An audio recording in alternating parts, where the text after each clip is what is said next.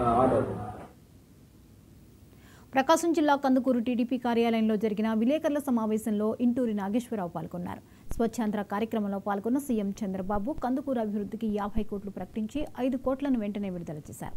ఆ డబ్బుతో కందుకూరు మున్సిపాలిటీలో అభివృద్ధి కార్యక్రమాలు ప్రారంభించాం.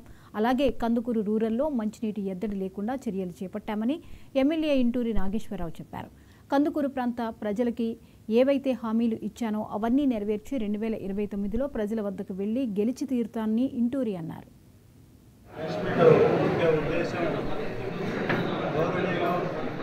రాష్ట్ర ముఖ్యమంత్రి వర్యులు నారా చంద్రబాబు నాయుడు గారు ఏదైతే స్వచ్ఛాంధ్ర స్వర్ణాంధ్ర కార్యక్రమానికి కందుకూరు రావడం జరిగింది మనందరికీ తెలిసిన విషయం. దానిలో భాగంగా ఆ రోజు మనం ఈ నియోజకవర్గాల్లో పలు సమస్యలు సీఎం గారి దృష్టికి తీసుకొని జరిగింది.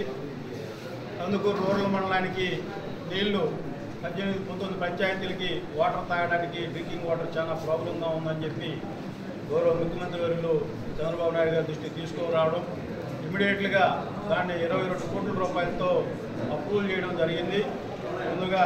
అలాగే ఏవైతే ఆ రోజు మన మున్సిపాలిటీకి 50 కోట్ల రూపాయలు డెవలప్మెంట్ ఫండ్స్ ఇస్తానని చెప్పడం జరిగింది. దాంట్లో భాగంగానే 2 డేస్ బ్యాకే 5 కోట్ల రూపాయలు మన మున్సిపాలిటీకి ఇవ్వడం కూడా జరిగింది. ఎందుకంటే గౌరవ ముఖ్యమంత్రులు నారా చంద్రబాబు నాయుడు గారు చెప్పిన మాట ప్రకారం ఇమీడియట్గా వారంలోపే నెలలోపే 5 కోట్లు రిలీజ్ చేయడం మన ప్రాంతం పట్ల ముఖ్యమంత్రి గారికి ఎటువంటి మంచి అభిప్రాయం ఉందో మనందరం కూడా గుర్తు చేసుకోవాలని చెప్పి, అదేవిధంగా మనందరం కూడా కొండముడిపాలెం బైపాస్ విషయంలో కూడా చాలా అనుమానాలు ఉన్నాయి.